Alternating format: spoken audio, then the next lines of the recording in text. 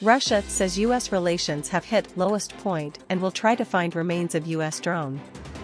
Russia has said it will try to retrieve the remains of a U.S. military surveillance drone that fell into the Black Sea after an incident involving Russian fighter planes, accusing Washington of directly participating in the war in Ukraine.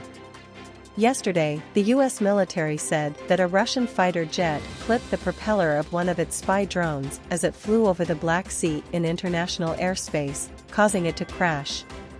Russia denied being responsible for the crash and said relations with the U.S. had reached their lowest point. Kremlin Security Council Secretary Nikolai Patrushev told the Rossiya-1 TV channel today, "I don't know whether we will be able to retrieve it or not, but that it has to be done. And we'll certainly work on it. I hope, of course, successfully." Secondly, regarding the drone, the Americans keep saying they're not taking part in military operations. This is the latest confirmation that they are directly participating in these activities in the war.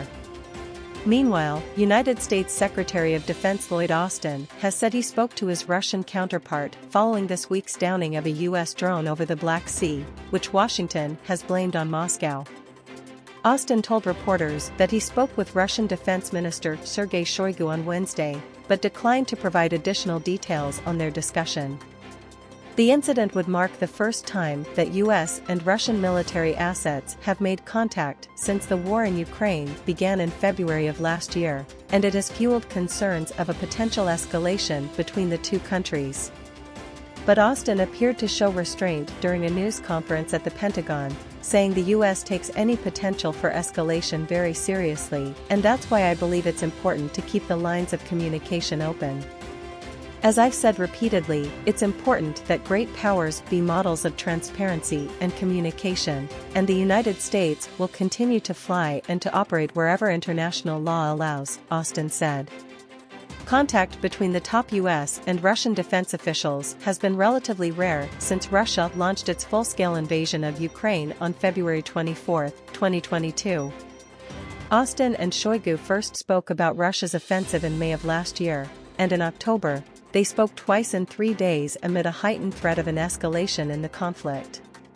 On Wednesday, Austin reiterated the U.S. version of what happened over the Black Sea this week, saying a Russian fighter jet intercepted the U.S. drone in international airspace.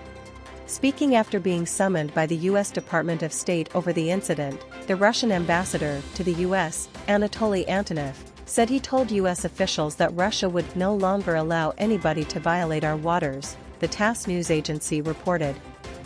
Antonov said the drone deliberately and provocatively was moving towards Russian territory with transponders turned off.